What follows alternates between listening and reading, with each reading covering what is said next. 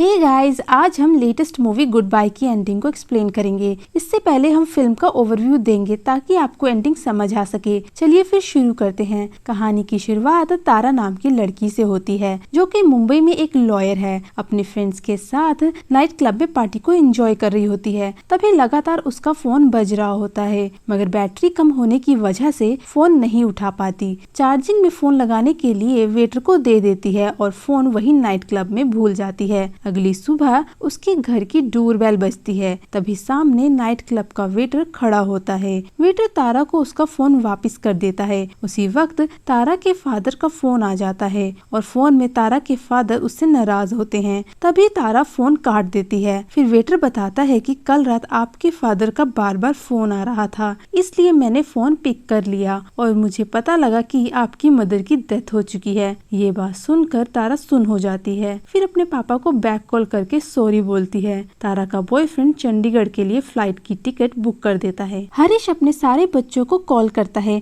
जो कि अब्रॉड में रहते हैं और उनको उनकी माता की डेथ के बारे में बता देता है, मगर नकुल का फोन नहीं लगता। हरीश अपनी पत्नी गायत्री को याद कर रहा होता है कि कैसे वो सारे फैमिली मेंबर्स को जोड़कर रखती थी। तारा अपनी माता की लाश के सामने बैठी होती है और वहाँ पर मौजूद लोग पुराने रीति रिवाज से गायत्री का अंतिम संस्कार करने के लिए बोलते हैं, मगर तारा पुराने रीति रिवाज पर विश्वास नहीं करती। तभी हरीश का पहला बेटा करण और उसकी बीवी डेजी घर पहुंच जाते हैं। करण अपने काम में बहुत बिजी रहता है। इस बात को लेकर हरीश करण से नाराज बना रहता है। हरीश का दोस्त करण को अंतिम संस्कार का सामान लाने के लिए भेजता है, जैसे पंचगब और 7 गोल्ड कॉइन। करण ये सुनने के बाद समझ जाता है कि ये एक तरह का बिजनेस है, क्योंकि वो भी इन चीजों पर विश्वास नहीं करता। अगली सुबह गायत्री की बॉडी को दुल्हन की तरह सजा दिया जाता है और उसको मुक्ति धाम की ओर ले जा रहे होते हैं। तभी हरीश और गायत्री का दूसरा बेटा अंगद, जिसको उन्होंने गोद लिया था, अपनी माँ को कंधा देने के लिए पहुंच जाता है।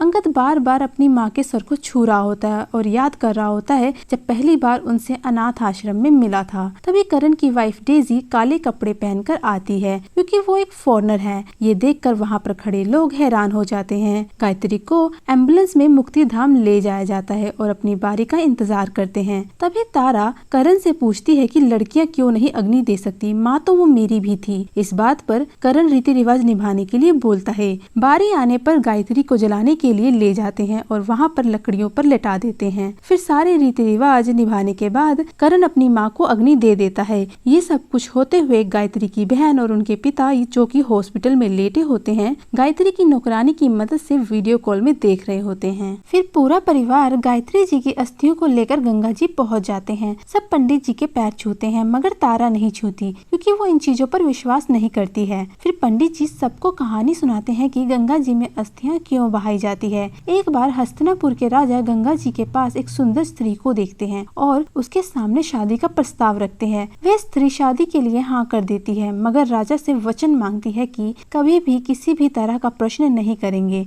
नहीं तो मैं आपको छोड़कर चली जाऊंगी। राजा उसकी शर्त को मानते हुए उन्हें अपनी रानी बना लेते हैं। कुछ महीनों बाद रानी को एक पुत्र होता है, मगर बिना कुछ कहे रानी अपने पुत्र को गंगा जी में बहा देती है और राजा कुछ नहीं पूछ पाते, क्योंकि वो वचनबद्ध होते हैं। इसी तरह रानी अपने 7 पुत्रों को गंगा जी में बहा देती है। जब रानी 8वें पुत्र को गंगा जी में बहाने के लिए ले जा रही थी, तभी राजा उनसे प्रश्न कर लेते हैं, क्योंकि उनसे अब ये दुख सहन नहीं होता। तब रानी बताती है कि मैं ब्रह्मा जी की पुत्री हूँ और उनके सारे बच्चों को ऋषि वशिष्ठ जी ने धरती लोक पर पैदा होने का श्राप दिया है। अगर वो बच्चों को गंगा जी में बहा देती है तो उनको मनुष्य लोक से सदा के लिए मुक्ति मिल जाएगी। इसलिए हम लोग गंगा जी में अस्थियां बहाते हैं कि मनुष्य के सारे पाप धुल जाए। तभी तारा पंडित जी की बातों पर विश्वास नहीं करती और वहाँ से उठकर चली जाती है। फिर पंडित जी तारा से बोलते हैं कि गायत्री जी बहुत बार इस धरती पर आ चुकी हैं, मगर इस बार तुम्हारे लिए छोटी छोटी कहानियां छोड़कर चली गई। फिर अस्थियां बहाने से पहले हरीश अपनी पत्नी से पुरानी बातें करता है और उसके जाने का खूब दुख मनाता है। फिर पंडित जी बोलते हैं शुद्धिकरण के लिए घर के बड़े लड़के का मुंडन करना पड़ेगा, मगर करण मना कर देता है, क्योंकि 15 दिन बाद एलए में मीटिंग होती है।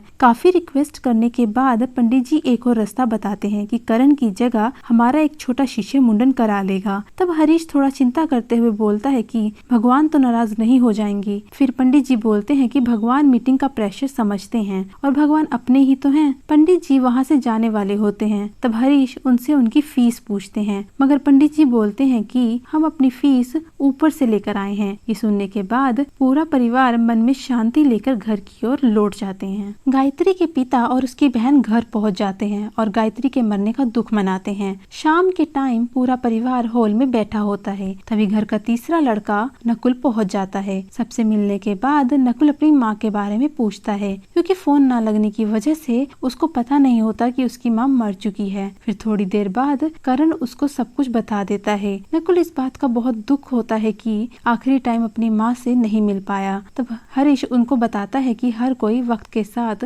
राइट टर्न लेता है। अगर वो हमें नहीं दिख रहा है तो इसका मतलब ये नहीं कि वो रुक गया है, बल्कि वो आगे की ओर बढ़ गया है। इसी तरह गायत्री ने भी राइट टर्न ले लिया है। फिर अगले दिन नकुल और करण शुद्धिकरण के लिए मुंडन करा लेते हैं। धीरे धीरे हर कोई रिश्ते की इम्पोर्टेंस को समझने लग जाते हैं। गायत्री की कमी को एक दूसरे के करीब आकर पूरी करते हैं। आखिर में अंगद और गायत्री की नौकरानी के रिश्ते को हरीश हामी भर देता है, क्योंकि वो एक दूसरे से प्यार करते हैं। पूरा परिवार बहुत करीब आ चुका है और गायत्री उनके लिए बहुत छोटी छोटी कहानियां छोड़कर जा चुकी है और यहीं पर फिल्म खत्म हो जाती है। आपसे हमारी रिक्वेस्ट है कि चैनल को लाइक और सब्सक्राइब जरूर करें ताकि हमें मोटिवेशन मिलती रहे। Thank you.